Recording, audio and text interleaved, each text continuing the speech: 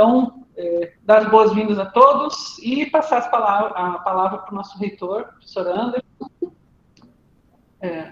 À vontade, professor.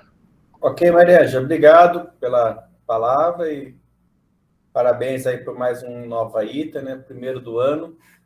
O ano passado foi um grande sucesso, né? Essa série de eventos, e a gente teve uma boa participação, tanto presencial, assim, vamos dizer, no momento da palestra, como depois também acessando aí a gente sempre coloca no YouTube, eu coloco em alguma no Facebook, né? As pessoas continuando acessando e buscando aí a participação. Então, só dá você e toda a equipe, né, do trabalho.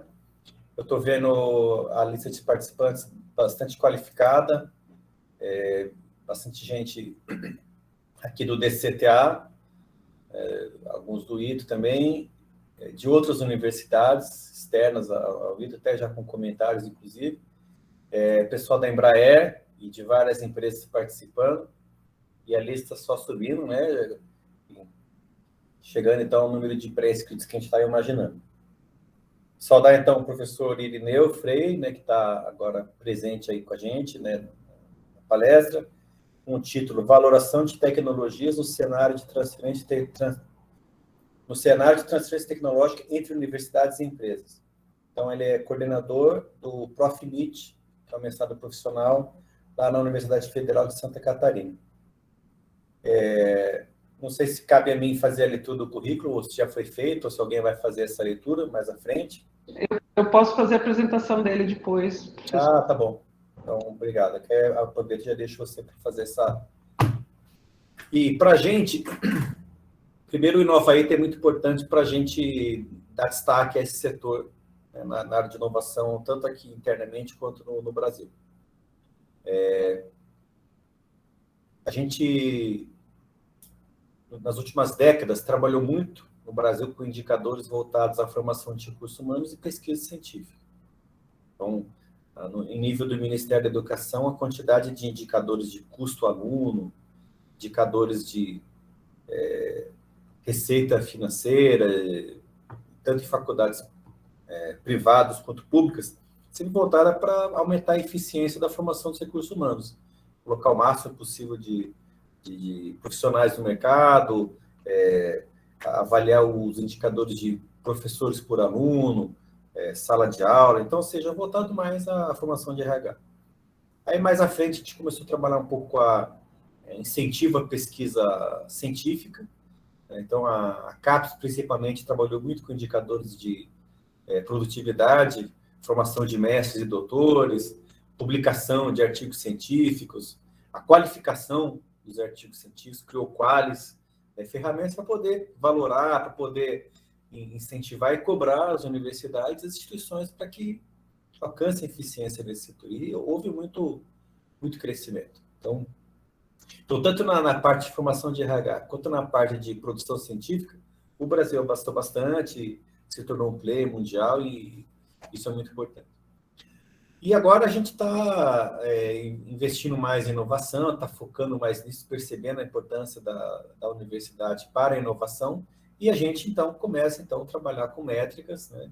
E isso não é só uma coisa do Brasil, é mundial, né? Então, ou seja, a universidade se voltando para a inovação. Não que não houvesse inovação, claro que havia, mas a coisa não é quantificada. Ela é muito mais como, vamos dizer assim, um subproduto do que algo que a universidade ela precisa se empenhar. Então, para a gente é uma satisfação ter o professor Irineu aqui para poder tratar desse assunto e trazer a experiência da Federal de Santa Catarina. Eu acho que para o ITA é mais complexo valorar ainda a tecnologia em função da nossa herança. Como a nossa herança foi de uma instituição onde a educação, vamos dizer assim, o ITA, onde o desenvolvimento tecnológico, o DCTA, e onde a empresa residiam na mesma instituição legal, então não há, vamos dizer assim, a necessidade de valorar, porque tanto o ITA quanto a Embraer e os institutos que criaram as tecnologias, historicamente, a gente era federal, todos da mesma entidade, do mesmo ministério, inclusive, ou seja, aí a transferência de tecnologia era quase que natural, porque a gente era do mesmo CNPJ. Com a privatização da Embraer com o crescimento das empresas privadas, a interação internacional também, e até organizações que hoje estão em ministérios diferentes, por exemplo, a ANAC foi para outro ministério, o INPE está na ciência e tecnologia, os financiadores nossos vêm de diversas fontes.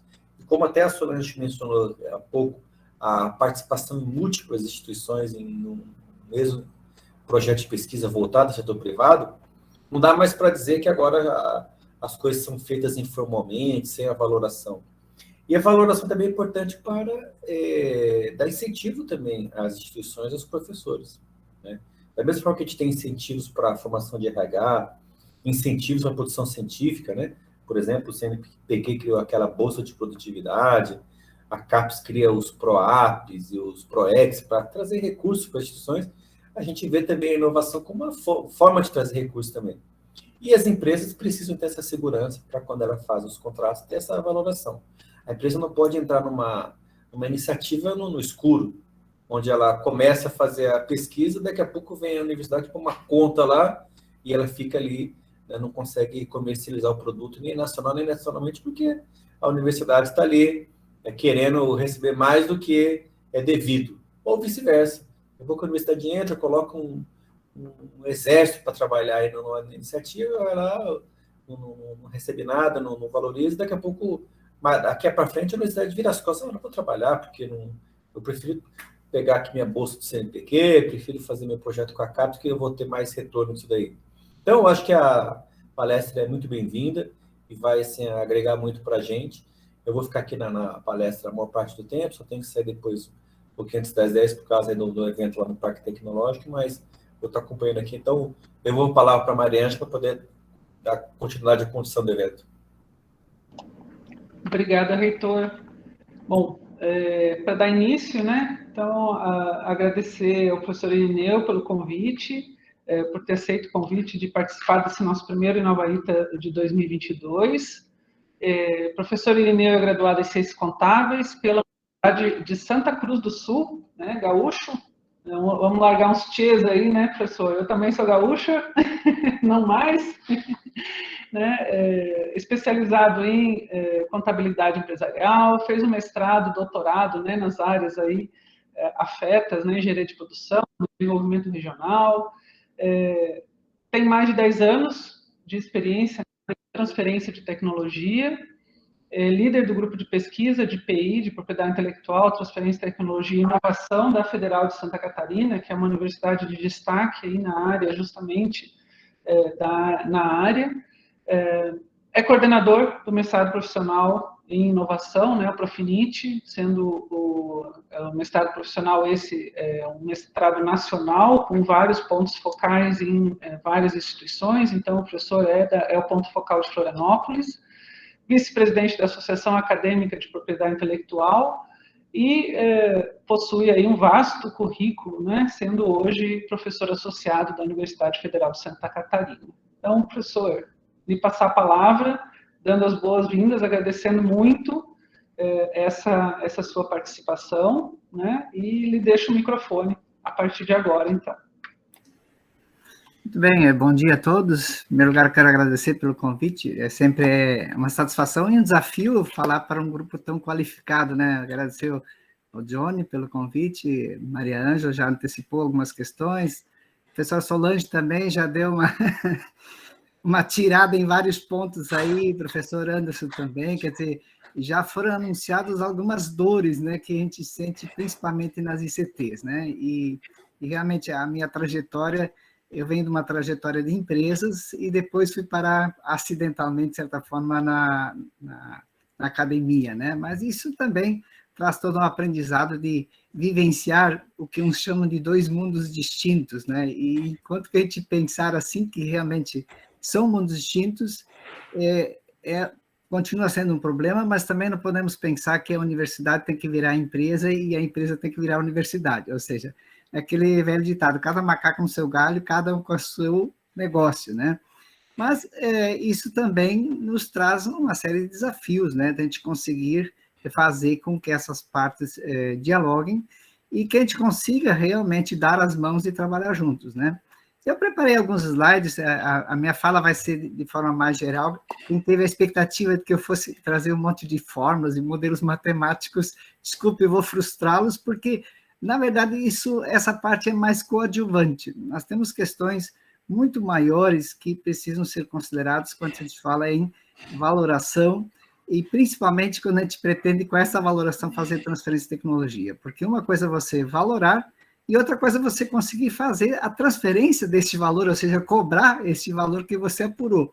Então, acho que são coisas que são paralelas, mas o processo, na verdade, a valoração é um processo. Por que ela é denominada um processo? Porque não é o simples cálculo, né? Você precisa calcular e conseguir alcançar, fazer com que esse valor realmente seja oferido ao final dessa negociação, né? Então, eu sou dos que acredita que valorar é um processo e de que ele só tem êxito se você consegue realmente fazer a transferência. Então, até então, eu diria assim, é mero ensaio, né, que a gente faz um monte de continha lá e chega, mostra lá, não aceito. E agora, como é que faz, né? Então, acho que o negócio é você ter uma metodologia, porém, eu acho que foi muito bem apontado pela Solange, ou pela Mariângela, a questão de que nós temos órgãos controladores, né, e eles colocam uma faca em cada lado, né, ou seja, você vira para o lado de cá, fura, se vira para o outro também fura. Então, a gente tem que trabalhar com algumas premissas, eu diria assim, né, eu tenho um slide que eu gosto muito, onde eu coloco que nós somos dois modelos de negócios totalmente distintos, né, ou seja, nós temos aí a empresa que opera, tem um modus operandi, e as ICTs que têm outro modus operandi, mas nós não podemos dizer, olha, não dá para trabalhar porque são coisas muito diferentes. Não, nós precisamos em algum momento fazer com que essas engrenagens funcionem e que a gente consiga ir à frente. Bom, dito isso, eu vou então fazer esse panorama mais, eu diria assim, não conceitual, mas do que é preciso levar em conta quando se fala em valoração pensando em transferência, porque uma coisa é você valorar e outra coisa é você pensar realmente em fazer negócios, né? Então, esse é o desafio, não é simplesmente você usar um software ou coisa assim, fazer um cálculo. Inclusive, eu orientei um trabalho da UFMG, o João, a gente fez juntos um software de valoração. Aí eu digo, olha, tudo bem, mas não vai bater na porta da empresa e dizer, olha, o valor é esse aqui e acabou. Não, esse aí é um valor de referência, para a gente começar a conversar, né? Então, acho que a ICT ela tem que se posicionar assim, não ficar refém, por exemplo, do que a empresa define como valor. Acho que nós, enquanto ICT, também temos que ter um valor para contrapor. Agora, isso não quer dizer que esse seja o valor final. A gente tem que pensar que isso é o início de um processo de negociação. Então, eu vou compartilhar totalmente minha tela, que é mais fácil, porque esse negócio de tela partilhada no Meet às vezes dá problema. Então, eu vou ficar sem a visão da sala aqui, mas qualquer coisa, o Johnny aí puxa a orelha, né, Johnny? Pode deixar, professor. Tá bom, então vamos lá. Pronto. Então, epa, não é por aqui não. Caramba, aqui. Bom, então esse é o nosso tema, né? Quando eu recebi a proposta do Johnny, eu disse, epa, vamos lá, vamos pegar pesado, mas aí, por fim, eu pensei, aí eu verifiquei com o Johnny também o público, né? O nosso público, ele é bastante variável, e aí começa toda a dificuldade já, ou as possibilidades, vamos chamar assim, quando se fala em valoração. Porque a gente tem que conseguir desenhar uma coisa única para as pessoas que vão estar envolvidas neste processo, inclusive o pesquisador, né? Porque o pesquisador, em algum momento, ele passa a ser chamado e ele precisa dar a sua contribuição nesse processo aí que a gente quer apurar um valor, né? Então, aí a grande pergunta que fica, né? Qual é o valor de uma tecnologia? Óbvio que isso não é uma resposta fácil. Agora, ela também não pode ser impossível. Em algum momento, nós temos que chegar a um valor. E aí eu gosto muito desse desenho aí que eu criei. Quer dizer, o valor de uma tecnologia, ele passa necessariamente pela percepção de valor, correto? Então, a empresa tem uma percepção e a ICT tem outra percepção de valor. Por isso que eu mencionei antes, né? Quer dizer, nós não podemos ficar reféns do valor que a empresa entende que seja, mas também a empresa não pode ficar refém do valor que a ICT pensa que uma tecnologia tem. Então, eu gosto de usar esse exemplo aqui, um senhor de mais idade, claro, ele gosta, quem sabe, de um Fusca retrô, né? E para ele isso vale 100 mil. Agora, se eu pegar e fizer a mesma pergunta para uma menina que tem cabelos longos, que não gosta de carro conversível por causa dos cabelos, ela vai reduzir essa percepção de valor, passa a ser de R$1.000. Então, coloquei um gap bastante grande, mas justamente para a gente conseguir se conscientizar de que nós precisamos fazer com que as pessoas percebam valor, né? Então, é a mesma coisa que você comprar uma roupa de grife. Por que você vai comprar? Só para dizer que você é chique? Não, você compra porque você percebe o valor. Qual é o valor? Não sei, mas... Então, essa percepção de valor, nós precisamos conseguir convencer o nosso parceiro, isso é recíproco, né? De que essa tecnologia tem um valor, né? E aí, claro, tem toda a questão da prospecção tecnológica que a gente vai fazer de forma antecipada, para realmente mostrar que existe possibilidades, não é simplesmente fazer uma busca patentária, né? Mas uma prospecção efetiva, com Canvas, plano de negócio, com modelo de negócio, alguma coisa mais avançada que dê para acenar que realmente existe alguma viabilidade. Eu trago da contabilidade um conceito que eu acho muito interessante, inclusive na área de tecnologia o pessoal fala em ganha-ganha. Eu prefiro utilizar o valor justo.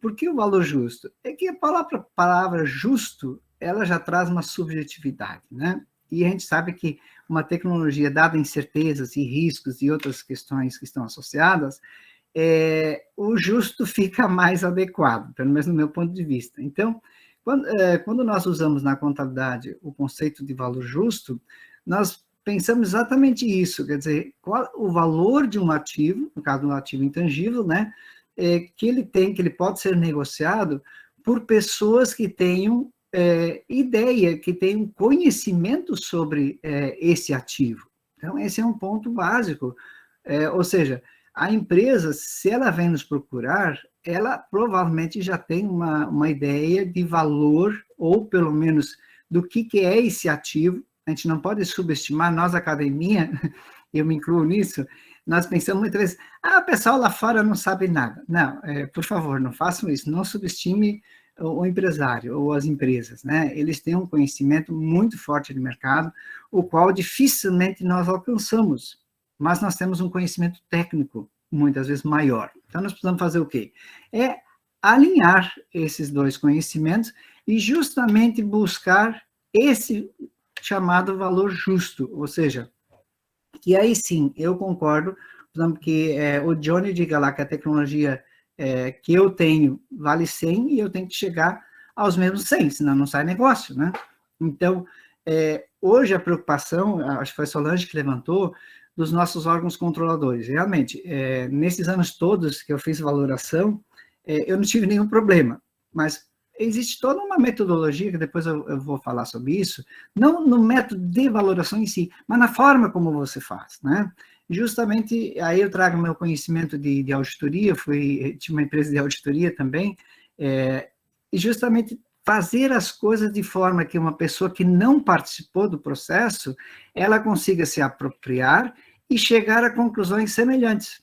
Então, vamos supor, se um processo de valoração é revisado por alguém no Tribunal de Contas, que ele tenha todos os elementos necessários para que ele possa se apropriar disso e dizer, olha, o Irineu fez o que deu para fazer, vamos dizer assim, né?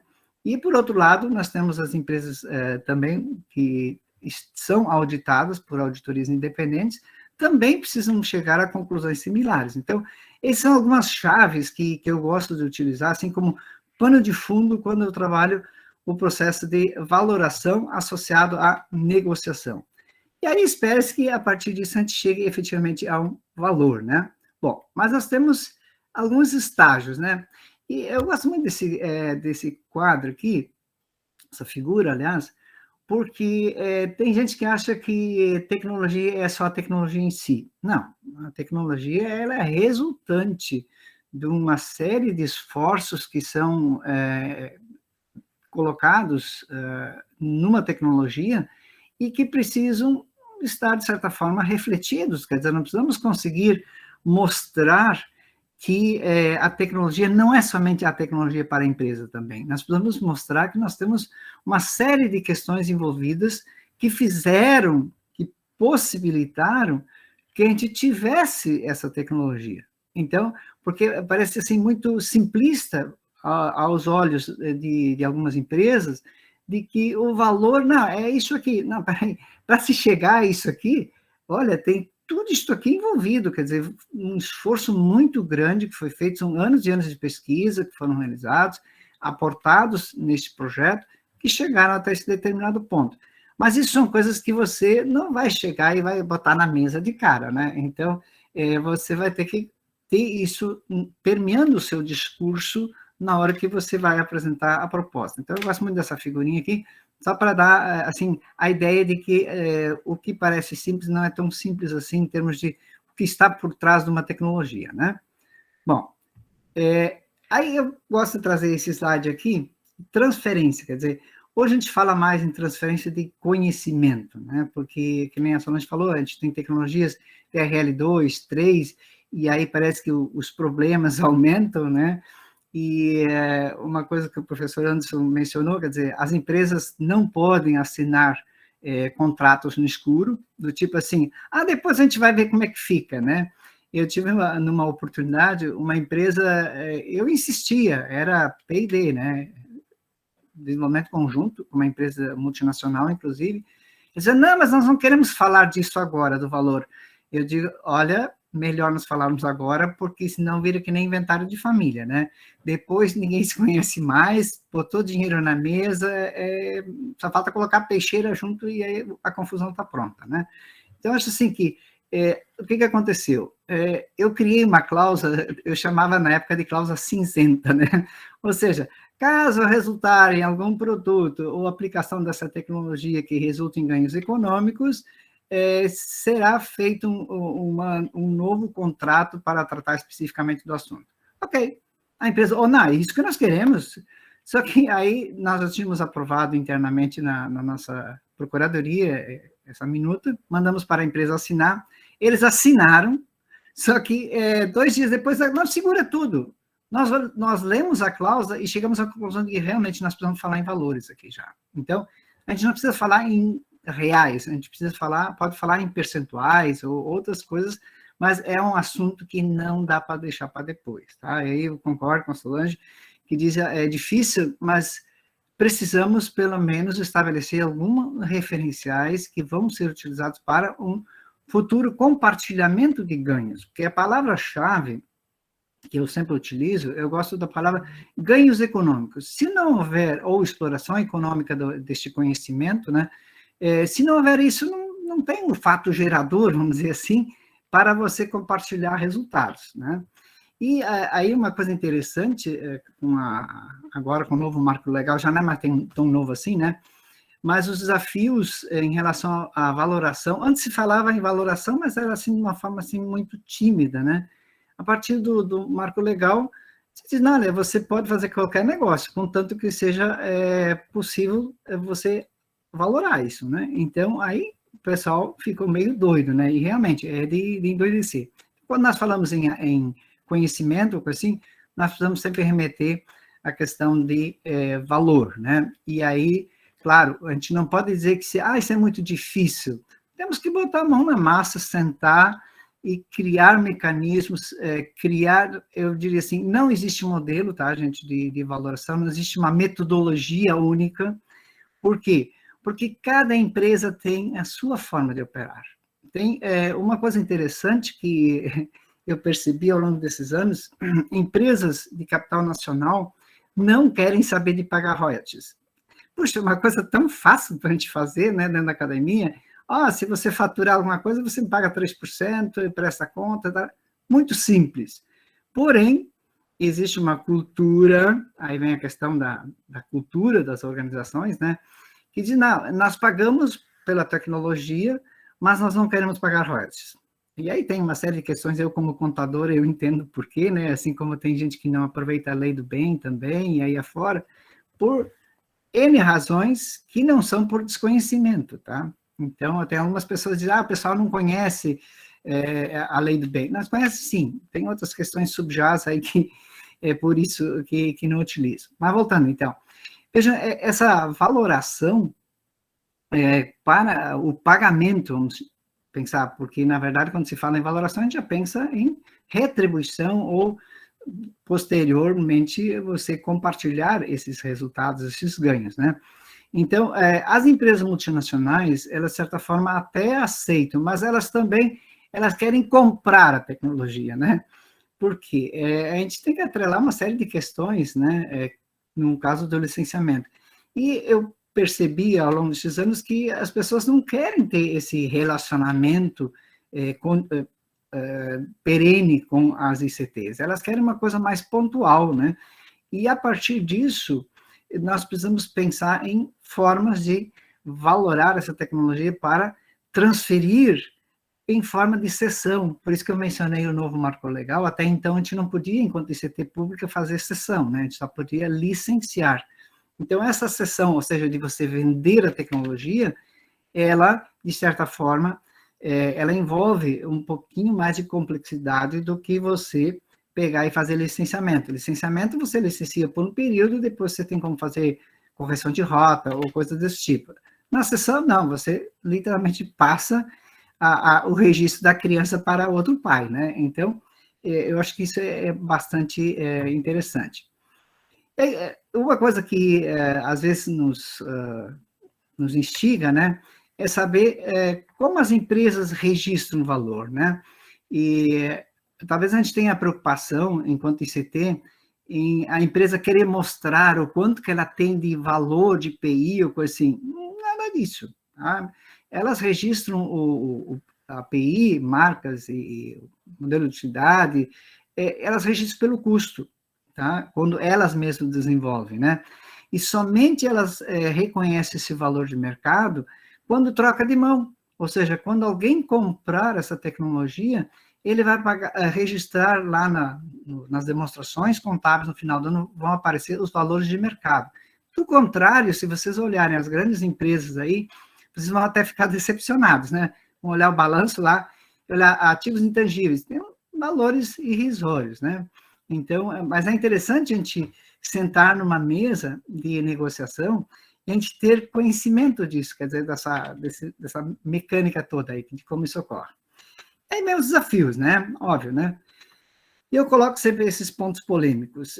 Quando eu falei no início que valorar é processo, e dentro disso nós temos a negociação, é óbvio que aí nós temos esses principais pontos, essas dores aí que mais nos incomodam, né? E aí começa pela titularidade. Você pode dizer, poxa, mas isso é só no P&D. Não.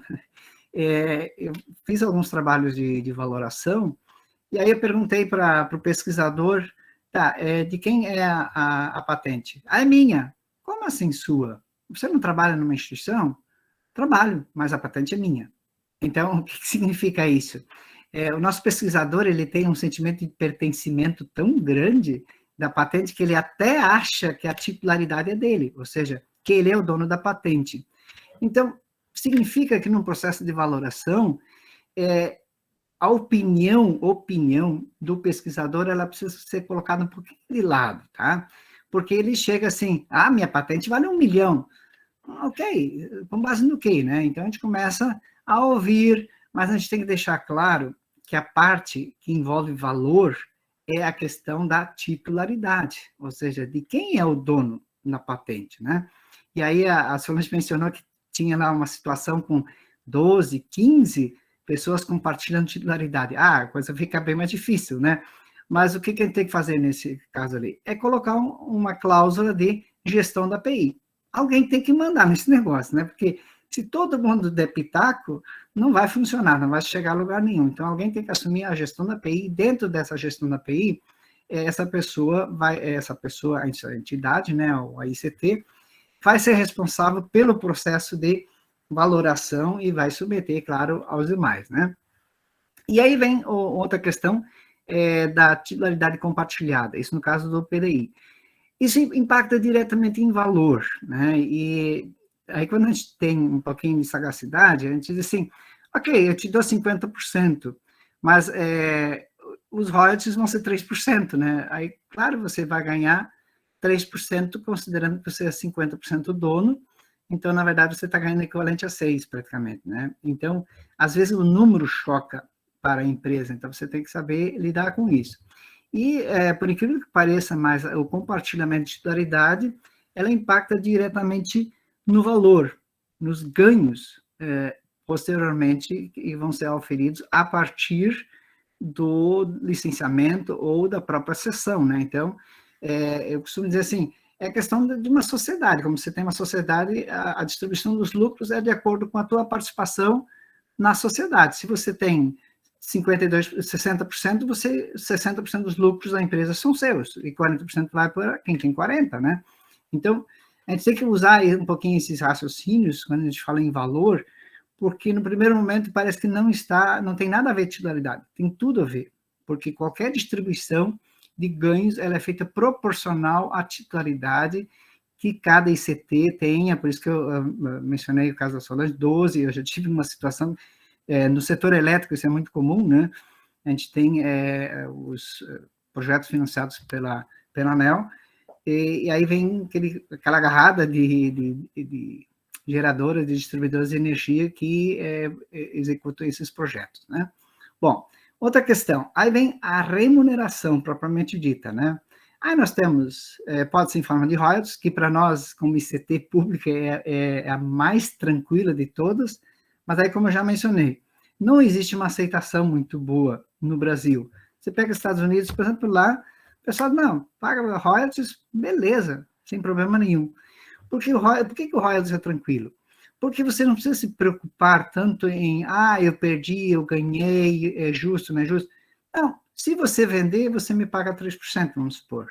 Se você não vender, eu não ganho nada. Claro que aí eu tenho que colocar uma cláusula de aplicação da tecnologia, por isso que eu coloquei aqui no rodapé, que essa cláusula é interessante, porque senão nós não vamos ter inovação. Nós temos algumas empresas que tomam tecnologias em licenciamento para sentar em cima, literalmente, ou seja, para que não evolua, porque tem outras tecnologias que ainda não amortizaram, ainda, vamos supor, não ganharam o suficiente com aquelas tecnologias. Então, elas não querem que novas tecnologias surjam, suplantem as que estão vigentes. Desculpa. E aí inventaram uma coisa tal de prêmio, né? Uma empresa chegou, uma empresa multinacional, não, a gente não quer pagar royalties, mas a gente paga um prêmio para vocês. E caramba, e agora, né? Então, aí vem a tal da criatividade, né? Você tem que fazer toda uma composição de cálculo, porque tem uma coisa interessante, no Brasil nós temos um documento legal vigente desde 1958, que trata da dedutibilidade de royalties por parte da empresa. Vamos supor, dependendo do produto, diz lá que a empresa pode deduzir, para fim de imposto de renda, 3% como royalties. Se ela pagar 4%, 1% ela não vai poder deduzir como despesa. Isso soa muito mal. Então, quando você vai começar a negociar royalties com uma empresa, é interessante que você se aproprie disso e enquadre lá, olha, é 2%, é 5%, o percentual de dedutibilidade. Isso vai te ajudar muito, porque, veja, nós somos vistos, enquanto ICT, meio que como ETs, né, pelas empresas. Eles acham, eles que eu digo, as empresas acham que a gente vive em outra dimensão, e vira e mexe, isso até tem razão, né? Então, a gente precisa encontrar uma forma de dialogar e entender o problema da empresa também, né? Aquela história de um recibo que não tenha CPF ou CNPJ não vale nada, a empresa não paga. Por que ela não paga? Porque ela não pode deduzir do imposto de renda. A contabilidade ela pode lançar. Então, a questão de remuneração por utilização de tecnologia, por aquisição de tecnologia, passa pelo mesmo viés. Então, é interessante que a gente tenha esse conhecimento, porque no processo de negociação, já aconteceu diversas vezes que eu, como intermediador das partes, né, porque na verdade viram partes mesmo, né, a primeira coisa que o pesquisador perguntava, assim, olhava assim para mim meio desdenhadamente, né, você fez doutorado em quê mesmo? Ou seja, assim, o pesquisador se coloca num patamar assim bastante alto. Claro, ele é um cara, o cara, né, vamos dizer assim, né, mas por outro lado as empresas também, elas se colocam numa posição de que nós somos difíceis de lidar, não sei o quê. Aí eu tive que chegar num dia desse, olha, onde você está sentado, eu sentei por muitos anos também. Então, eu sei sua forma de pensar, portanto, vamos tentar chegar num acordo aqui, né? Então, aí, mas voltando para a questão da remuneração, né? A questão da remuneração, gente, não adianta a ICT bater, esse é o meu modelo, esse é o meu modelo, esse é o meu modelo. Não vai fazer negócio, tá? Então, nós precisamos conseguir encontrar um meio termo, claro, e aí bater estaca em algumas coisas. Bater estaca que eu digo assim, ó, nós, enquanto ICT pública, nós precisamos ter cuidado para não sermos acusados depois de que nós favorecemos ou que nós causamos algum prejuízo ao erário público, né, com essa transferência de tecnologia, né? Então, isso é um cuidado todo especial que a gente tem que ter. Isso depois eu tenho algumas anotações aí que eu vou mostrar para vocês, que são extremamente importantes a gente levar em conta quando a gente está fazendo um processo de transferência de tecnologia que está associado diretamente à valoração, tá? Outra questão que impacta em valoração, gente, é sigilo, né? Abrangência, prazo, continuidade, não é uma coisa calcular valor, não. Todas essas questões aqui, elas estão envolvidas quando se fala em valoração de tecnologia. Isso tem que ser posto na mesa, né? E qualquer alteração, prazo, coisa assim, pode impactar no valor, né? Os tipos de TT, hoje nós temos aí, enquanto ICT pública, eu tive a oportunidade de trabalhar numa ICT privada. Gente, era uma maravilha, viu, Solange? Eu negociava com a empresa e depois ia lá no reitor, ia lá no Anderson, por exemplo, olha, tá aqui, professor, assina aqui, foi o máximo que eu consegui negociar. Não, confio em ti, não. Se você está dizendo que foi o máximo que você teve, eu assino, né? Agora, numa ICT pública, a coisa não roda desse jeito, né? Então, a gente tem que estar sempre mostrando, tem que documentar todo o processo, justamente para você evitar de que você seja, depois teu CPF fica lá piscando, né? E o TCU, o CGU e os demais aí órgãos controladores façam uma verdadeira perseguição a você, mas não é esse o grande problema que eu vejo. O pior é qualquer negociação que nós fizermos, transferência de tecnologia, e que der problemas, nós vamos estar estragando uma relação com o mercado, tá? Que eu digo o mercado com as empresas. Imagine o ITA fazer uma transferência de tecnologia para a Embraer, e aí, 1 ou 2 anos depois, a Embraer já está em produção, né? Já aplicou essa tecnologia em algum produto, e vira e mexe já começa quase a subir, né? Quase a voar. Aí alguém vai lá, para tudo. Esse processo aqui não foi feito de forma adequada. Quer dizer, vocês acham que a Embraer vai fazer algum negócio com o ITA de novo? Não. E assim, a rádio corredor, né? Não mais rádio corredor, agora o WhatsApp corredor, vai dar conta de que não dá para fazer negócio com o ITA porque tem problema de segurança jurídica. Tá? Esse é um outro aspecto extremamente importante quando se fala em valoração e transferência de tecnologia, é essa segurança jurídica de você não ter o CPF. O problema é institucional também, quer dizer, nós estamos usando, a imagem na instituição está em jogo. Então, a gente sempre tem que fazer o que realmente a gente consegue fazer. Agora, o que não dá para fazer é dizer, ó, a lei não permite, né? Então, eu não vou poder fazer negócio. E esse tempo aí, a própria pressão que a gente está levando aí, né, ministério, próprio mercado, se nós quisermos fazer inovação, temos que botar a cara a tapa, né? Então, uma coisa interessante também sempre é a questão da aplicação da tecnologia, isso pode também impactar o valor, né? Porque se eu digo assim, olha, essa tecnologia te dou 2 anos para você colocá-la no mercado. Se não fizer assim, pode acontecer da empresa tomar em licenciamento ou comprar a tecnologia para evitar o desenvolvimento nesta área. Bom, aí vem o que eu mencionei no início, que nós temos modelos de negócios muito distintos, né? De um lado nós temos a ICT, isso aqui é mais uma ICT pública, né? E do outro lado nós temos as empresas. Vejam que as coisas são realmente são praticamente mundos diferentes, né? Uma vez que eu digo assim, que esse aqui pode fazer tudo que a lei, só pode fazer o que a lei prevê, e esse aqui tudo que a lei não proíbe. Eita, aí fica difícil, né? Agora, claro, foi criado essa figura aqui, que é o NIT, né? Os NITs, né? Que passaram a ter esse papel de fazer com que essas engrenagens se encaixem e comece realmente nós termos o motor da inovação em funcionamento, né? Porque aqui nós temos uma série de restrições. Agora, essas restrições todas, claro, algumas foram, vamos dizer, amenizadas, né? Como o novo marco legal, mas elas não foram anuladas, ou seja, nós não estamos ainda iguais às empresas, que têm um modus operandi bem simplificado, uma autonomia muito grande que nós não temos. E, claro, eu trabalhei muitos anos com esse engessamento todo aqui da ICT, fora do âmbito do novo marco legal. Claro, o novo marco legal agora só é possível para quem tiver a sua política de inovação e diga como que vai fazer isso. Quer dizer, vai ceder servidor num projeto para ficar dentro de uma empresa. Como ele vai vender tecnologia? Quer dizer, como que ele vai proceder? Então, esse antecipar na sua política essa forma de atuar é extremamente importante, porque aí, eu costumo dizer assim, você precisa conversar, inclusive, com os russos, né?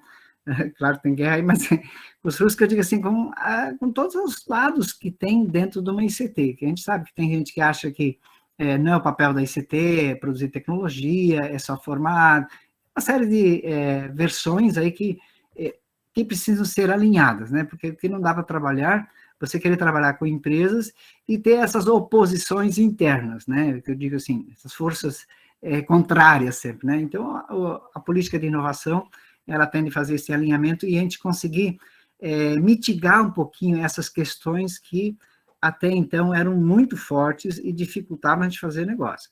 Mas o que não dá é dizer assim, olha, não dá, é mais fácil não fazer negócio. Eu não sei quem é que falou, se foi Maria Ângela que falou, ou o professor Anderson, que disse assim, prefiro ficar engordando meu lápis lá que é bem mais tranquilo, né? Não preciso me estressar com esse negócio. Bom, aí vem o processo de negociação.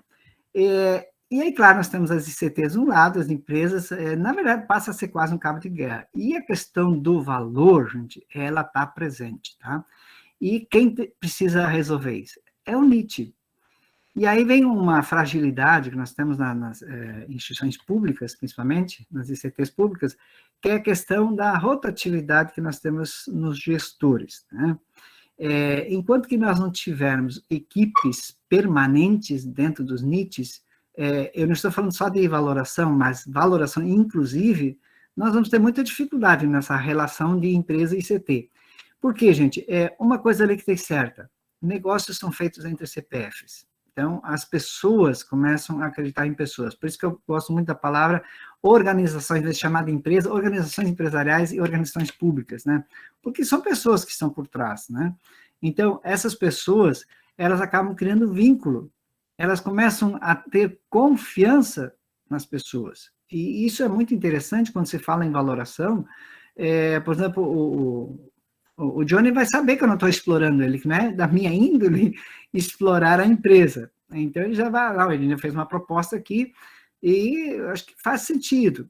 Porque, do contrário, fica sempre aquela ideia, você quer me explorar, você só quer ganhar em cima de mim, uma série de questões que quando você tem um grupo mais permanente, e aí eu gostaria de citar o caso da UFMG, né? O UFMG tem uma estrutura que muda o coordenador, mas a equipe dentro do NIT é a mesma. Então, as pessoas acabam se relacionando com as pessoas ali dentro, e isso facilita muito o trabalho de transferência de tecnologia. Veja que eu estou falando assim, valoração, mas sempre no contexto de transferência, quer dizer, não adianta valorar se você não conseguir transferir, né?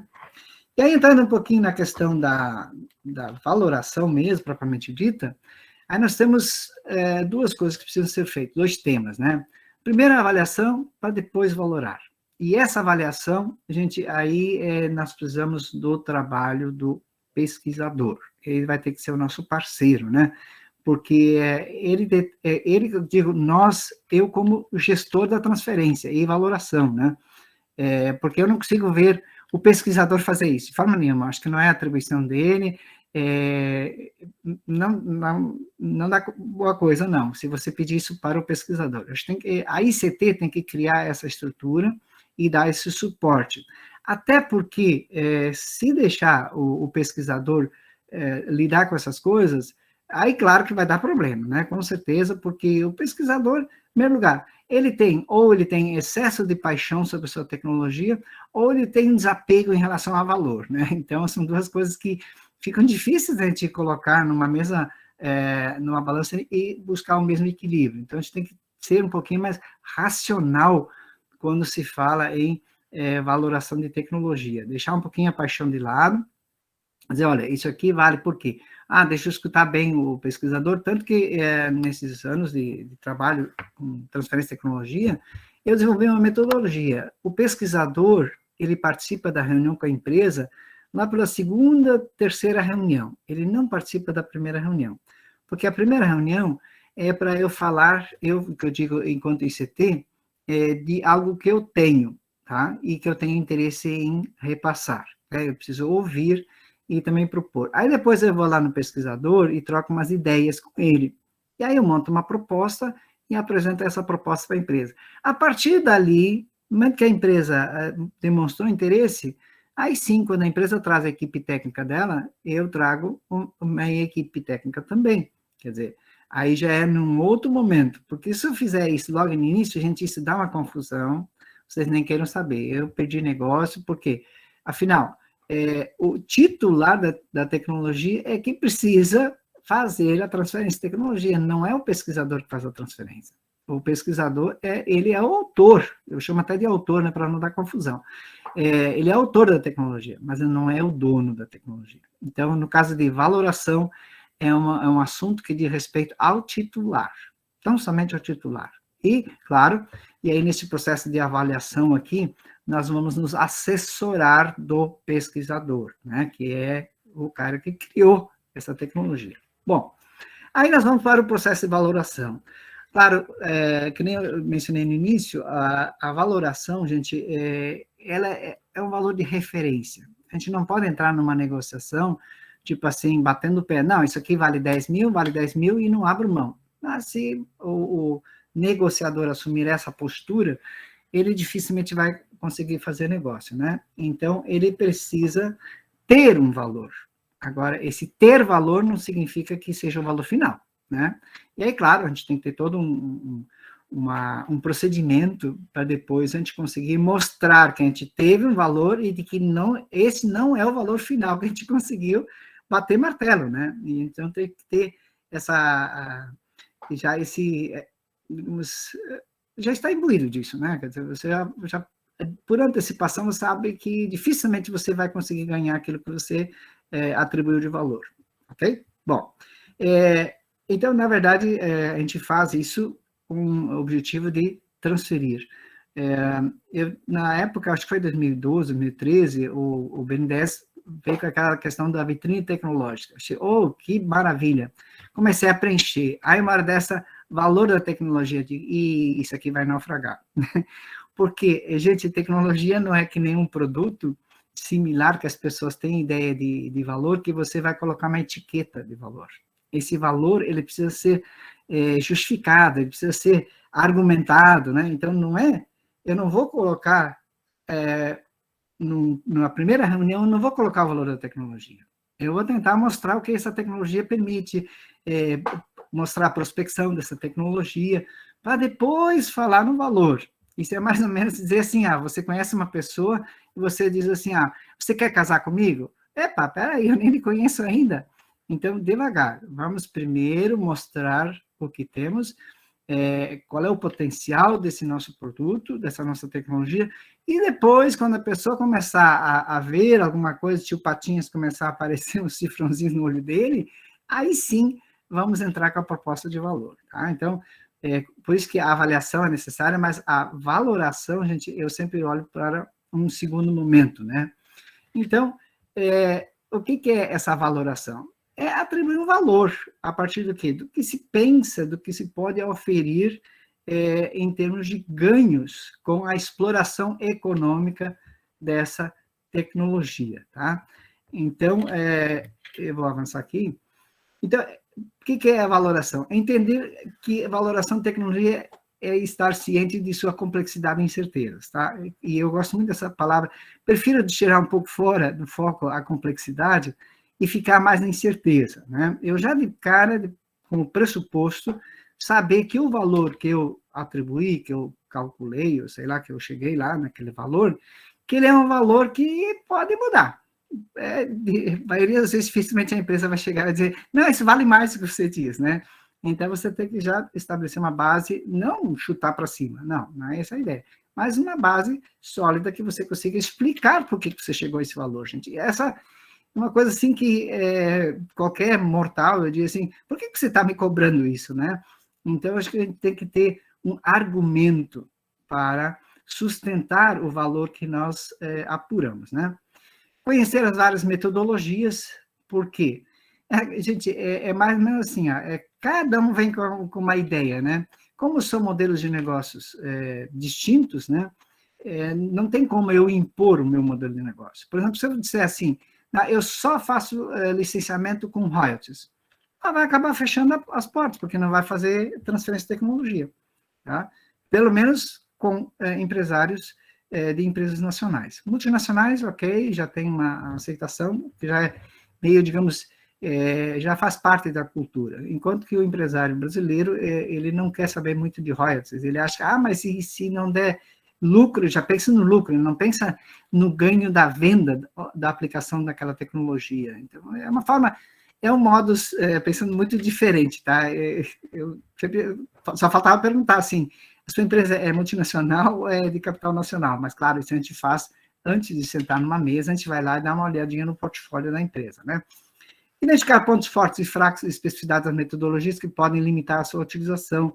Então, isso é importante, quer dizer, como cada tecnologia é uma situação, vamos pegar o caso de tratamento de efluentes, por exemplo, você consegue bolar uma tecnologia lá que vai gerar 40% de economia no tratamento dos efluentes. Poxa, não adianta você fazer grandes cálculos matemáticos, é você pegar qual é o ganho que a empresa vai ter e buscar compartilhar esse ganho que a empresa vai ter no tratamento de efluentes. Então, você não precisa pensar em royalties, pensar em modelos matemáticos, em softwares de valoração, não, são coisas bem simples. Então, cada caso passa a ser um caso. Dificilmente eu consigo colocar numa única matriz e dizer, olha, a forma de avaliar é isso aqui, de valorar, perdão. Então, a gente tem que ter muito cuidado com isso. Saber que não há consenso sobre a melhor forma de se valorar uma tecnologia, a partir desse pressuposto, e aí já sabe de antemão que você vai ter que fazer um encontro aí para achar o valor, tal do valor justo, né?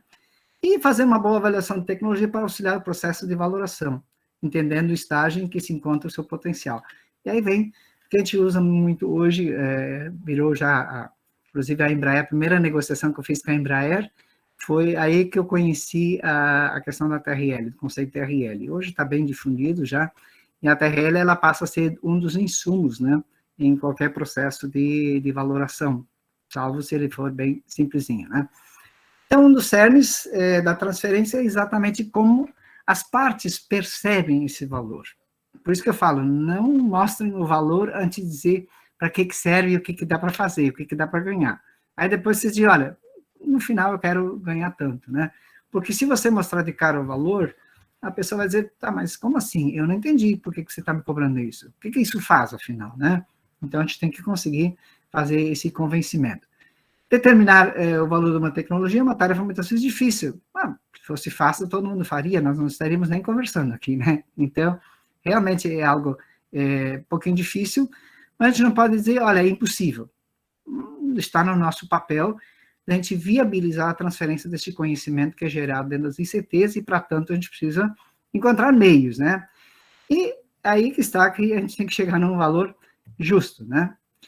Eu vou passar rapidamente, por favor, quem não gosta de modelos e coisa assim, não se assuste, eu só vou mencionar aqui os métodos, quer dizer, para mostrar para vocês que existem várias formas e que isso aqui não se esgota, tá? Tem outros modelos que podem ser criados, mas o que, via de regra, acontece, a gente utiliza outro método associado, né? Então, você faz, às vezes, utiliza custo, e a partir dali você faz um fluxo de caixa descontado, a partir disso também. Então, vira e mexe, a gente utiliza, consorcia dois métodos de valoração. Dificilmente a gente utiliza um único método, tá? Tem alguns benefícios dos principais aqui, tá? Esse material vai ficar disponível, né, para depois vocês darem uma olhada. E aí nós temos algumas ferramentas, quer dizer, algumas coisas que nós podemos ter alguns insights, né? Aqui está a portaria ministerial de 1958, né, que fala, então, desses limites de dedução. Poxa, se eu entrar com uma proposta inicial de royalties acima desse percentual de dedutibilidade, a empresa pode até chamar isso de uma ofensa. Dizer, pô, você quer que eu pague mais que eu possa deduzir como despesa? É isso? Então, há uma cultura muito forte nas empresas de não pagar por algo que não possa ser deduzido para fins de imposto de renda. Vou citar um exemplo, a multa de trânsito. A multa de trânsito, gente, a empresa dificilmente paga. Não é uma questão disciplinar sobre o motorista. Não, é que ela não pode deduzir do imposto de renda. Se ela pudesse deduzir do imposto de renda, eu aposto que muitas empresas pagariam multa de trânsito, tá? Então, aí imagina você já vem querendo cobrar muito acima do que ela pode deduzir como despesa. Eu acho que isso pode ser ofensivo. Eu já tive uma situação que eu não me dei conta, né? Foi logo no início. Aí, claro, eu como contador, eu tive que dar razão imediatamente. Digo, não, olha, tudo bem, você tem razão, você não vai poder deduzir. Então, são essas pequenas coisas, às vezes, que podem gerar um ruído desnecessário num processo de transferência. Publicações de revistas setoriais, né, para você saber o que o mercado está praticando em termos de royalties ou mesmo de margem, né. Margem de substituição de modelo de negócio, né, a gente teve um caso da própria VEG, né, nacionalização de uma tecnologia, então a gente fez todo um processo, e aí eu chamo a atenção, eu não acessei os dados da empresa, tá? Eu fiz um processo de valoração com base, considerando as informações que a empresa me passou da venda dos últimos 3 anos e qual a projeção de vendas nos próximos 3 anos dessa tecnologia. Dessa que eu digo porque era a nacionalização de uma tecnologia, né? Eles não me mostraram. Só que o que eu fiz para minha garantia? Eu fiz um artigo no contrato de que, caso fosse necessário a exibição dessas informações que a empresa estava me fornecendo, em demanda de órgãos controladores, a empresa faria essa exibição. Assim eu fiz também com outra empresa mundial aí, na parte de ficha técnica do produto. Ficha técnica do produto, só rapidamente, é onde você tem todos os itens de produção, desde hora máquina, hora homem, materiais, tempos, tudo, tá? E é uma informação altamente estratégica dentro da empresa. Eu não acessei a informação, mas como era para a melhoria de parte de um equipamento, eu identifiquei o percentual de participação no custo daqueles componentes que eram objetos de PDI, tá? Num projeto que a gente estava fazendo conjunto. E, claro, essa ficha técnica eu nunca vi, também nem quero, né? Eu não tenho condições de guardar o sigilo dessa informação. Porém, eu fiz a empresa fazer uma declaração de que, caso fosse necessário para a exibição de órgãos controladores externos, eles fariam a exibição desse documento, né? E foi por aí que a gente trabalhou, né? Economia de processo, essa é bem fácil de fazer, né? Você pega, gastava 100, passou a gastar 80, pô, você está ganhando 20, aí vamos dividir uma boa parte. Aí eu consegui, numa empresa, 30% da economia do processo para nós, né? Então, acho que isso ajuda. Tem outros modelos aí, calculadora TVT, inclusive, trabalho num orientando meu, na UFMG, e outros mais, né? Mas o que acontece? A empresa, ela dificilmente vai dizer, olha, eu quero esse modelo aqui, eu quero esse aqui. Você tem que ser propositivo à medida que você percebe de como que a empresa opera, né? Então, não tem como você chegar numa primeira reunião e passar o valor da tecnologia. Se fizer isso, parabéns, porque eu nunca consegui, tá? E aí, quando se fala em elaboração da proposta, gente, é muito importante a gente considerar, né? Busque se colocar no lugar da empresa. Claro que a pandemia, isso aqui eu escrevi antes da pandemia, tá, gente? Na pandemia, todo mundo veio com essa questão da empatia, coisa e tal, né? Então, eu já fazia isso antes. Na transferência de tecnologia e no processo de valoração também, você precisa fazer esse exercício, né? eu brinco, eu digo, verifique se a sua versão de bom senso está atualizada, né? Porque você precisa ter bom senso também. E não achar que a empresa pode tudo, você é rica, você pode pagar, eu sou a parte menos favorecida nesse processo, eu sou pobre. Não, tem que ter muito bom senso.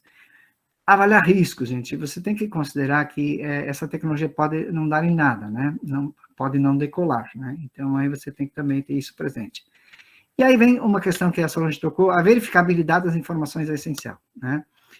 Tudo que você levar em consideração para valorar, gente, faça isso com base em informações e dados que possam ser verificados posteriormente.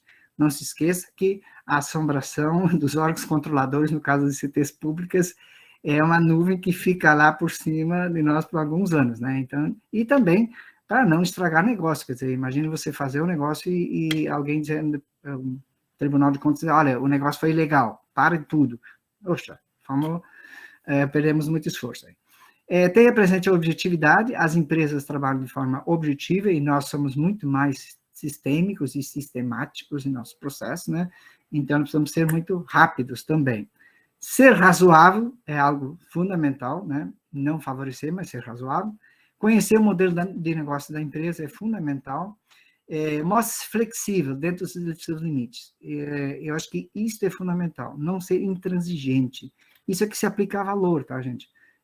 Se você tem um valor mínimo, vamos supor que você tem um sistema de custos implantado dentro da ICT que capture todos os custos de um projeto. Legal.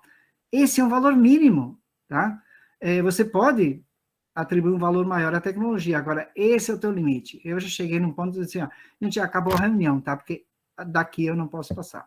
Aí a empresa, não, calma, professor, calma, vamos conversar, né? Então, eu acho que essa flexibilidade, você tem que conhecer bem os limites na valoração que você vai poder utilizar. Conheça as suas limitações, né? É importante. Descreva, aí vem a questão toda, descreva claramente os critérios para que o processo seja rastreável. Gente, eu costumo fazer o seguinte, junto ao contrato de licenciamento, agora temos a sessão aí, eu sempre coloco a memória de cálculo como um anexo ao documento principal. Por que disso? Imagina uma procuradoria, quando ela recebe a minuta, ela fala, não, mas está aqui, ó, diz no contrato que é 1.500.000, e está aqui anexo de como se chegou a 1.500.000. Por mais subjetivo que sejam as variáveis adotadas, mas você tem critérios, né, e que você consegue explicar aquilo ali. Então, é importante que eu chamo de memória de cálculo, que essa memória de cálculo esteja anexa ao contrato. Porque daí, como no serviço público a gente tem alguns problemas, algumas coisas somem, né, o contrato eu tenho um bom grau de certeza que não vai sumir, mas o anexo some, tá? Então, vamos colocar junto, porque mais ou menos assim, se perguntarem para mim o que eu almocei na quarta-feira da semana passada, só se for uma coisa muito especial. Do contrário, eu não vou me lembrar, né? Então, é bom a gente deixar algumas coisas muito bem registradas. Uma outra coisa interessante, gente, que está associada à transferência e à própria valoração, é a governança dessa transferência. Hoje já se fala em smart contracts, né? Embarcar esse contrato de transferência de tecnologia nos smart contracts. Porque não adianta você valorar, transferir e depois perder de vista, né? Então, você precisa ter todo esse cuidado aí de arquivo, da proposta inicial, né? Porque isso te dá segurança jurídica. Isso te dá respaldo para futuros questionamentos por parte dos órgãos controladores. Elabore atas de todas as negociações assinadas pelas partes. Gente, as empresas já estão acostumadas a assinar ata, tá? Só não vão fazer aquela ata começando a escrever por extenso, né, a data, né, por favor. São atas bem pontuais, né, com os pontos apresentados de forma bem objetiva e conceito. Porque senão, gente, principalmente quando se fala em valor, vira e mexe, há uma alteração de uma pequena variável lá, não, peraí, mas vou ter que rever o valor. Aí volta tudo ao início. Não. Isso já está consensuado, tem ata, quer dizer, então a gente tem que ter esse cuidado também. Anexação da memória de cálculo da participação dos resultados, arquivamento eletrônico, todas as informações servindo de referência para a negociação, tá, gente? Tudo mesmo, guardem bem. Contrato, convênio final e controle dos ganhos econômicos por contrato, tá? E ainda, como conclusões, né, disso tudo, né, fechando, já acho que eu já estou estourando meu tempo aqui, para a gente poder conversar um pouco. Avaliação e valoração de uma tecnologia são atividades complementares, tá? Aí vocês podem, sim, mas não é o eixo? É o que move. Só que se você colocar esse eixo na frente de tudo, você não vai conseguir fazer nada. Então, na verdade, precisamos olhar como um processo, isso, uma parte de um processo de transferência de tecnologia, onde o valor é uma das partes somente. A valoração é parte de um processo e deve ser desenvolvida para finalidade bem definida, tá? Não para colocar etiqueta. Isso assusta, tá? Por isso que eu, pelo menos, particularmente, não sou muito adepto às vitrines tecnológicas com valor, tá? Eu acho que você tem que mostrar valor agregado. O que aquilo faz, né? Isso sim, isso você tem que deixar muito claro. Agora, se você colocar uma etiquetinha lá de cifrões, você pode espantar. Não, acho que não vale a pena. A tecnologia tem um valor num contexto e não um valor absoluto, né? Aí vem a lógica, quer dizer, dependendo de como que você vai aplicar essa tecnologia. A metodologia de valoração utilizada deve ser definida levando-se em consideração uma análise de custo-benefício, né? Eu não vou fazer um cálculo enorme lá, perder dias e dias para apurar um valor se eu estou falando de algo muito insignificante, muito irrelevante. Então, eu posso utilizar métodos mais simples para fazer isso. O valor final de uma tecnologia é resultado de um processo de negociação entre as partes. Gente, isto, por favor, isso a vida me ensinou, né? Não adianta você chegar e atribuir um valor. Você precisa convencer a pessoa disso. Então, passa necessariamente por um processo de negociação. E, claro, aquilo que eu mencionei no início, né? Com o novo marco legal, a valoração teve uma demanda muito elevada. Eu acredito que nós estamos falando hoje de valoração porque nós estamos tendo mais possibilidades de fazer negócios do que antes do novo marco legal. Só que um dos nossos entraves agora é valoração, ok? Acho que fechei nisso e dizer que, mais uma vez, agradecer a oportunidade de poder conversar um pouco com vocês. E pena que não dá para debulhar alguns cases de valoração aí que nem eu mencionei, né? São vivências que a gente teve em função de demandas de empresas que dizem, olha, eu não quero assim, eu pago. Aí eu pago tanto.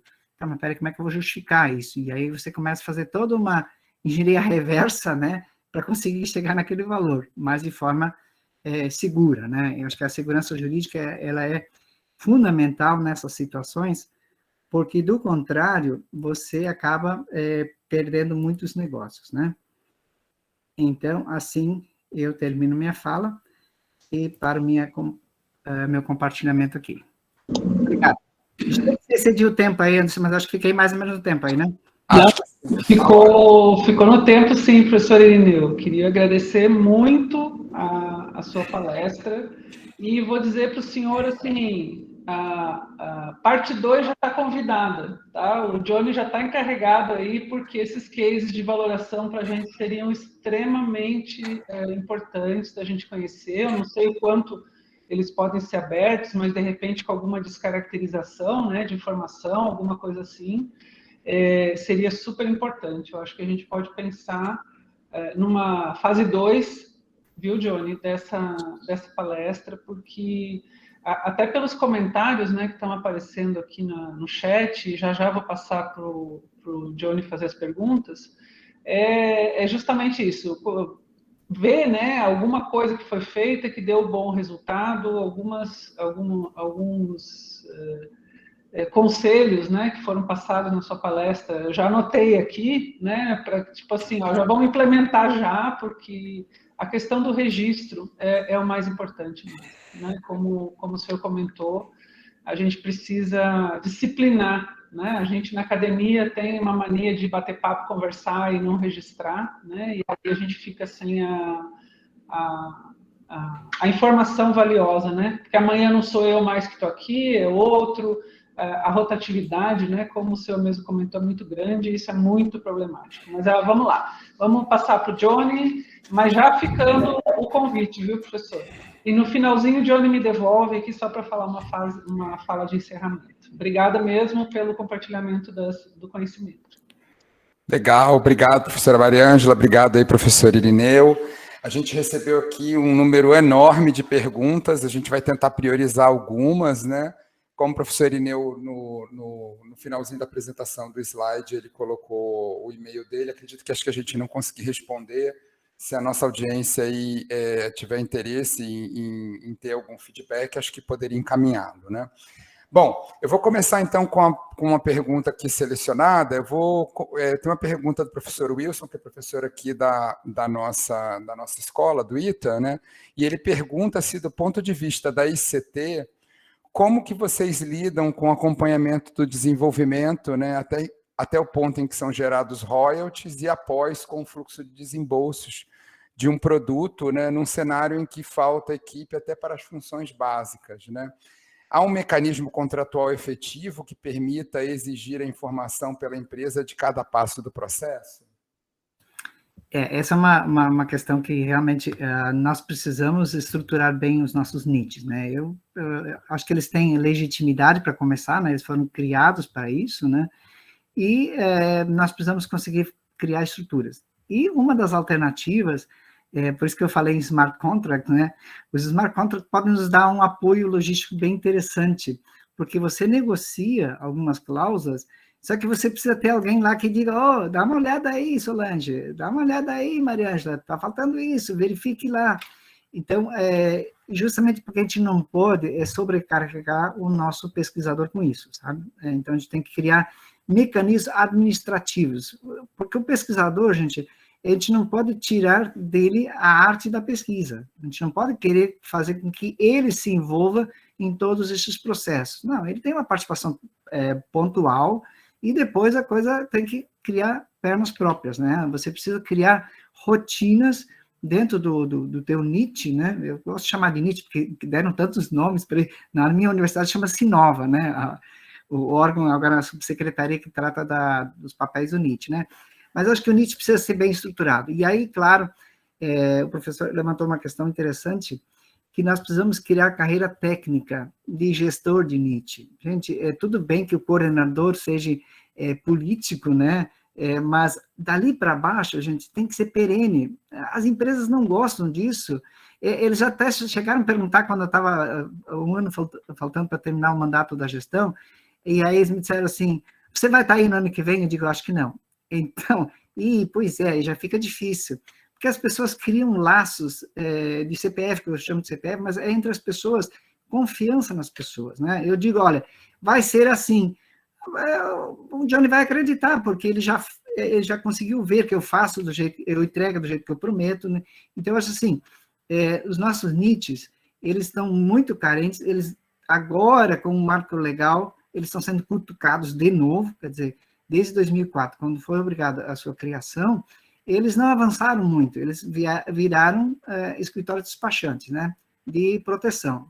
Tá, ok, fizeram papel, acho que conseguiram criar a cultura da proteção dentro dos ICTs, mas não conseguimos avançar muito, tem um passo muito grande a ser dado.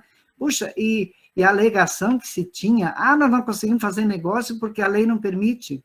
O marco legal trouxe desamarrou um pouquinho todas essas amarras que nós tínhamos, que realmente eram muito dificultosas, mas eu conseguia fazer negócio, porque eu amarrava algumas questões do tipo assim, como a minha formação em auditoria é muito forte, eu disse assim, eu faço as coisas do jeito que alguém que não participou vai lá e vai ver e vai concordar comigo.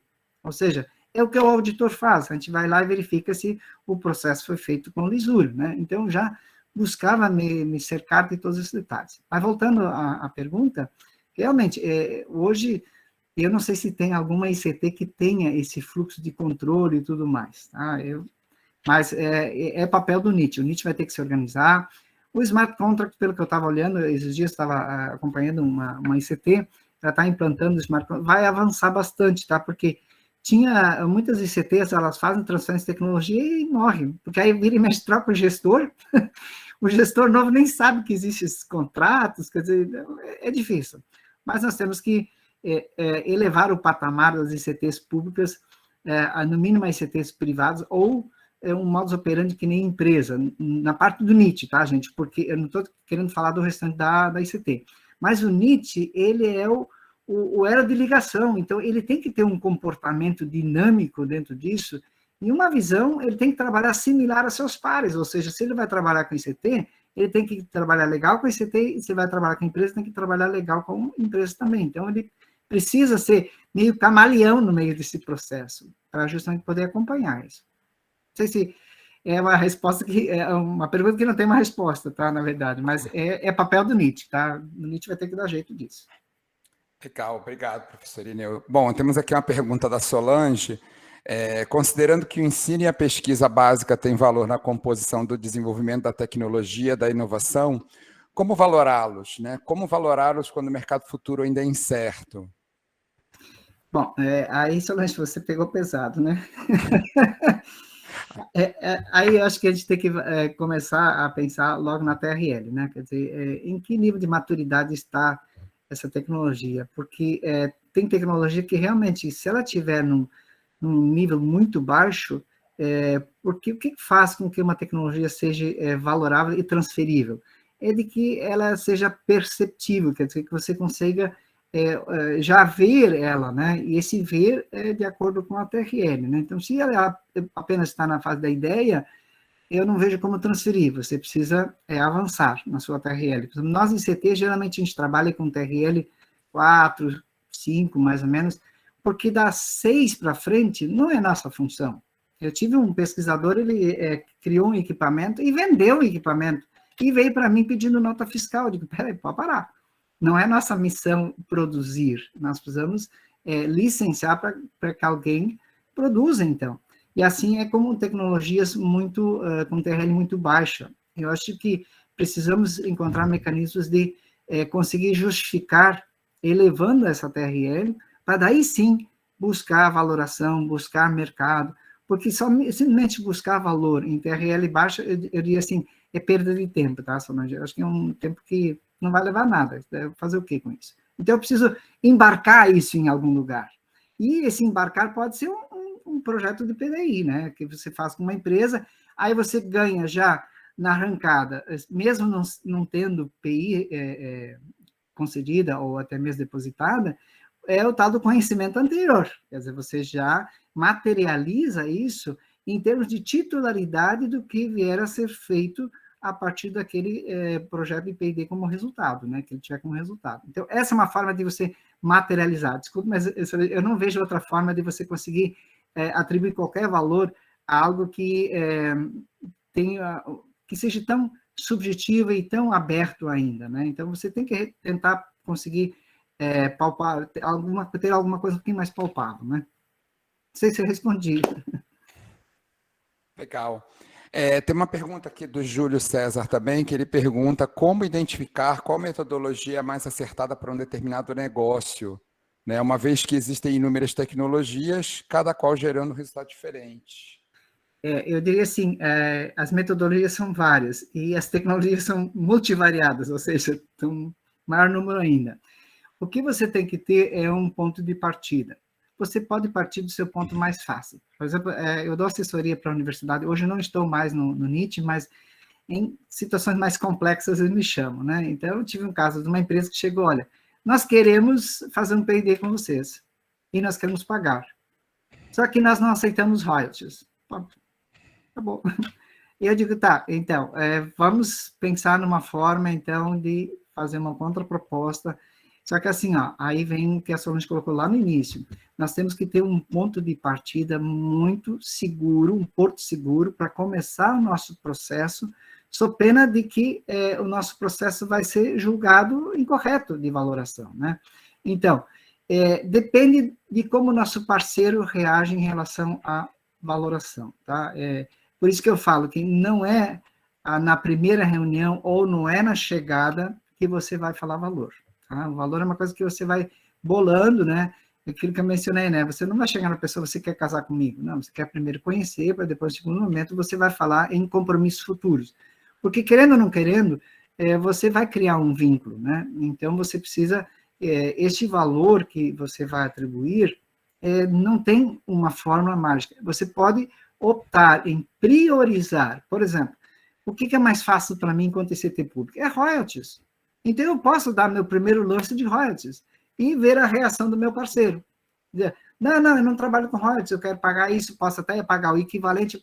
Então, vamos lá. Então, nós vamos pegar vamos sentar com o nosso pesquisador, tá? E veja que é uma ida e vinda, né? E vamos conversar com ele. Bom, essa tecnologia, em termos de vida útil, qual a vida útil dessa tecnologia? É 4, 5 anos, ok, então. Qual a possibilidade de mercado dessa tecnologia? Aí você já tenta pescar alguma coisa da empresa também, porque, como eu mencionei, mercado é a empresa que conhece. Não vamos achar que nós conhecemos. Não, nós ICTs não. Nós conhecemos a tecnologia, talvez, muito bem, né? Então, vamos buscar juntar um pouco isso e fazer um cálculo de chegada, literalmente um cálculo de chegada, que o pessoal começou a chamar de prêmio lá. E, por fim, gostei até do nome, né? Um prêmio de bonificação pela invenção, né? Mas que tem a ver com algumas premissas muito fortes, né? Falando em Embraer, fizemos uma negociação com a Embraer muito interessante, de uma tecnologia a ser aplicada em 7 anos. Gente, e respeitando o modelo de negócio da Embraer, que a Embraer é uma empresa montadora, ela não é uma empresa que produz, né?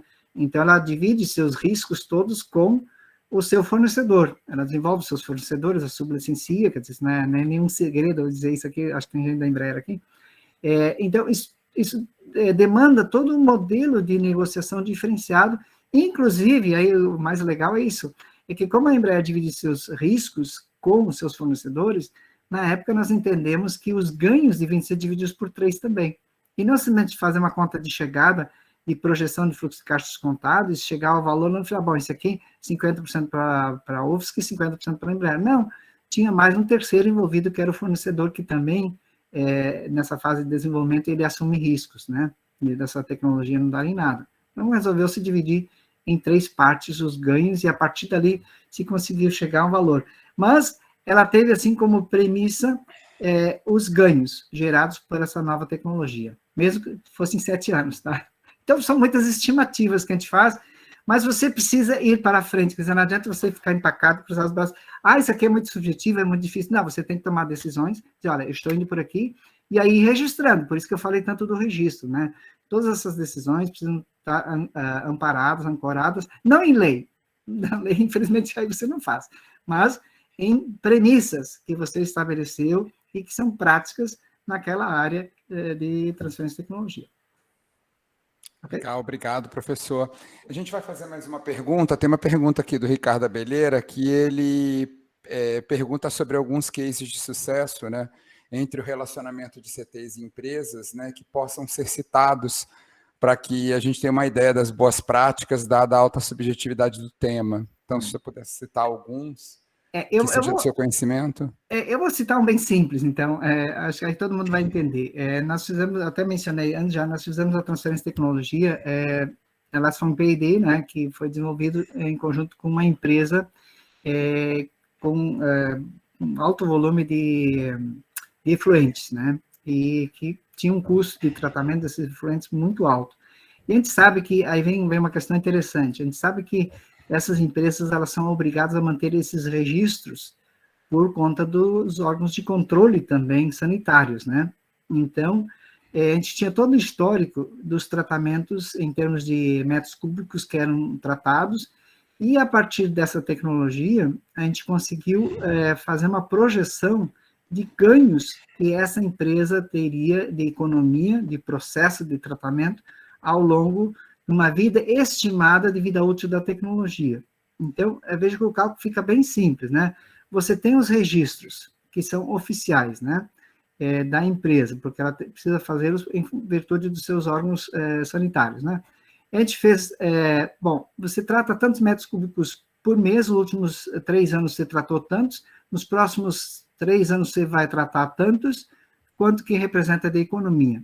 E vamos partir para a divisão dos ganhos da economia.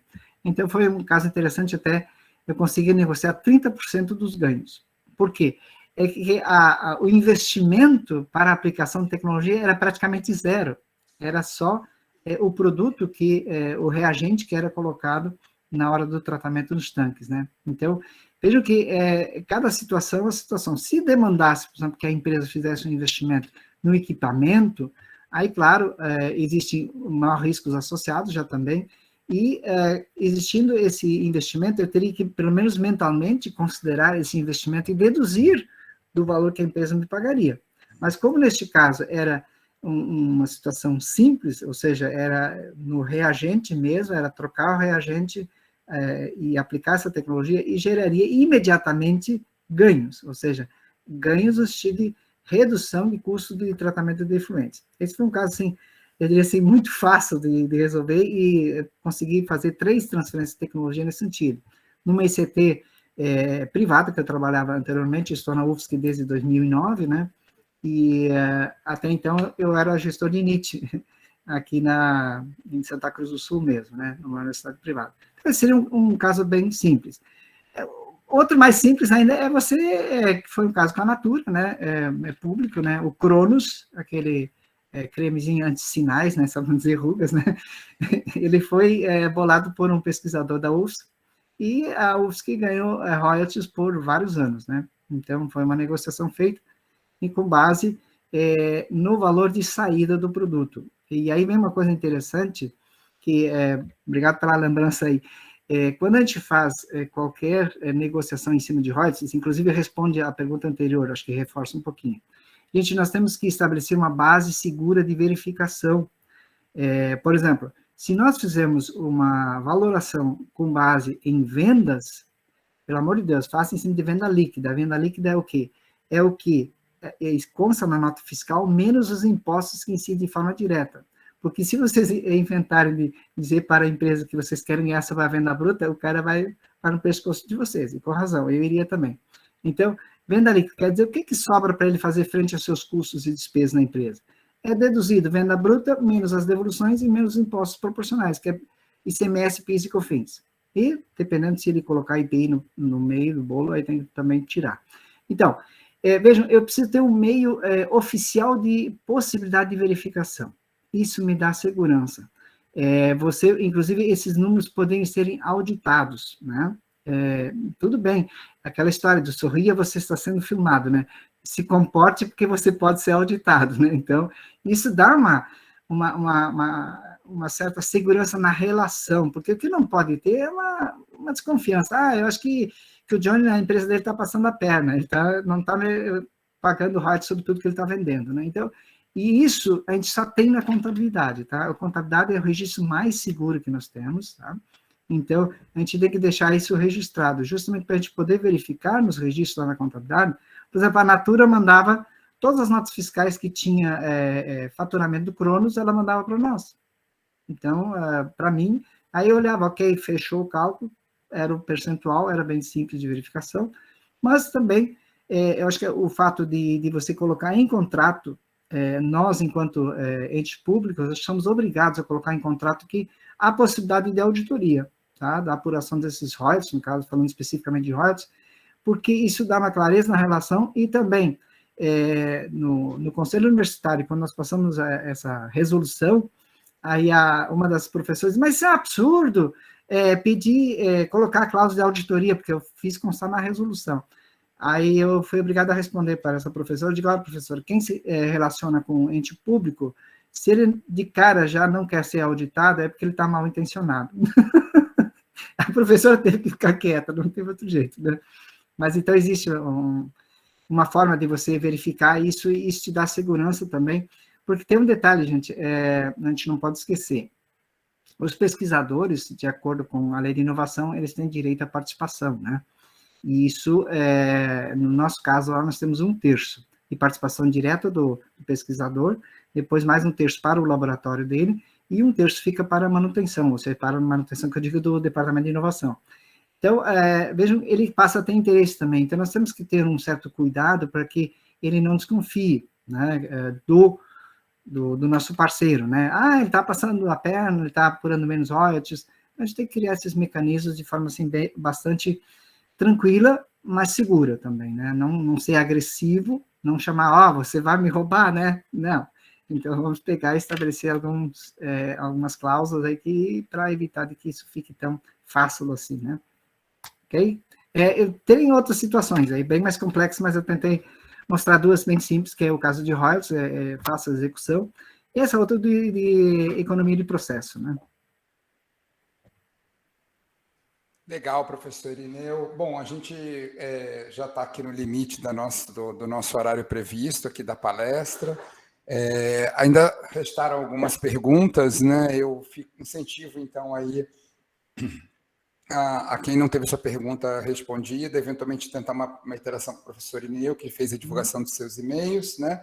A gente também vai, como antecipou a professora Mariângela, continuar as conversas, né? A gente tem aí uma sequência de eventos aí dentro da nossa frente maior aí de valoração de tecnologias, né? E acho que vai ser bastante interessante a gente continuar esse assunto, né, nas próximas rodadas. Devolvo, então, a palavra para a professora Mariângela, mais uma vez agradecendo aqui, aí em nome do ITA, que a professora Mariângela também vai fazer os agradecimentos finais, mas um agradecimento pessoal ao professor Irineu, né? Eu fiz o contato com ele para estabelecer essa palestra, e ele foi bastante acessível, respondeu super rápido, né? E topou aqui o convite e trouxe assim esse conteúdo tão enriquecedor aqui para o nosso debate. Agradeço bastante aí, professor Irineu. Professora Mariângela, devolvo a palavra. Obrigado. Obrigada, Johnny. Bom, obrigado de novo, professor Irineu, em nome do nosso reitor, em nome do ITA, por a sua palestra de abertura, né, nas nossas questões de valoração. A gente vai fazer chegar um certificadinho da sua palestra. A gente vai encaminhar eletrônico já logo na sequência. E o físico, né, a gente faz chegar para o senhor via correio. E já deixar, né, que nem eu comentei, um convite para uma segunda etapa, né, para a gente conhecer um pouco mais esses cases, discutir um pouco esses gargalos de negociação. Eu acho que é super importante. E já deixar o Johnny aí com a incumbência de acertar uma agenda para breve. Não vai ser daqui muito tempo, não, professor. A gente não vai deixar o senhor escapar tão fácil assim, não, agora. A gente já descobriu o caminho, vamos manter, né, esse relacionamento no primeiro momento. E agradecer, de novo, em nome do ITA, pela sua disponibilidade aí de passar amanhã da segunda-feira com a gente, né, trazendo esse conhecimento tão importante. Tá bom? Obrigada. Okay. Eu só queria salientar a fala do Johnny, né, da resposta rápida. Isso é uma das coisas que a gente precisa mudar na ICT. Quer dizer, as empresas têm um time diferente. Isso eu também me marcou logo. Eu digo, olha, manda uma minuta. Não é mandar daqui a um mês, não. É mandar no dia seguinte, já, sabe?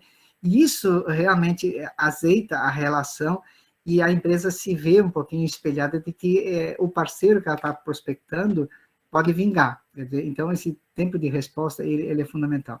Eu quero agradecer mais uma vez, Johnny, pelo convite, Mariângela, Solange, e dizer parabéns pela iniciativa de vocês. Realmente é um assunto que precisa ser bem debatido e que, infelizmente, por que ele precisa ser debatido? Infelizmente, a gente não tem uma forma. Qualquer forma que nós formos utilizar, ela precisa ser aceita pelo nosso parceiro, né? Se ela não ecoar, ela não vai vingar, né? Então, a gente precisa ter essa flexibilidade de fazer esses arranjos, mas tendo como pano de fundo sempre a segurança jurídica principalmente nossa. Nós ficamos expostos, enquanto gestores públicos, não é o CNPJ, é o nosso CIAP, é o nosso CPF que está lá. Então, acho que a gente tem que ter total cuidado quanto a isso, mas também não podemos cruzar os braços, dizer, olha, é muito difícil, é complexo, não vale a pena. Não, acho que vale a pena sim, nós temos que avançar aí muito rápido. E que nós temos que trabalhar um pouquinho na cultura das empresas também, tá? Porque esse é um outro gargalo que a gente encontra, a gente se depara quase que diariamente, por isso que eu fiz questão de mencionar as empresas multinacionais, o diálogo é muito fácil, muito tranquilo. Empresas nacionais, dependendo do porte, é muito difícil, pequenas empresas é muito difícil, tá? A gente dialogar sobre valor, inclusive. Já tive situação que o cara chegou assim, não, mas eu quero, de graça eu já pago meus impostos, é público. Aí eu tive que usar uma palavra que eu não gosto muito de dizer, mas público não é baldio, tem dono. Eu queria fechar com isso e agradecer mais uma vez a oportunidade de estar com vocês. Eu não vou poder ficar com vocês esses dias agora, porque nós estamos terminando nosso semestre letivo, então eu tenho outras frentes de trabalho e abrindo curso do Ministério da Saúde hoje, curso de extensão, então um monte de coisa acontecendo de forma simultânea. Mas foi um grande prazer estar com vocês e agradeço mais uma vez o convite de vocês. Solange quer se despedir. Vai lá, Solange. Obrigada, professor. Não, eu levantei a mãozinha sem querer, mas olha, muito obrigada aí, agregou bastante conhecimento aqui, e o desafio é grande, né, como o senhor bem sabe, né, mas eu acho que a gente trabalhando junto, aí, empresas e CTs, né, eu acho que a gente chega aí a um consenso, que é isso que a gente busca, sempre. Verdade. Tudo bem, gente. Então, tá bom. Então, encerrado o de hoje. Vamos lá para a próxima. Um abraço, professor. Obrigada. tchau, tchau. Tchau, tchau.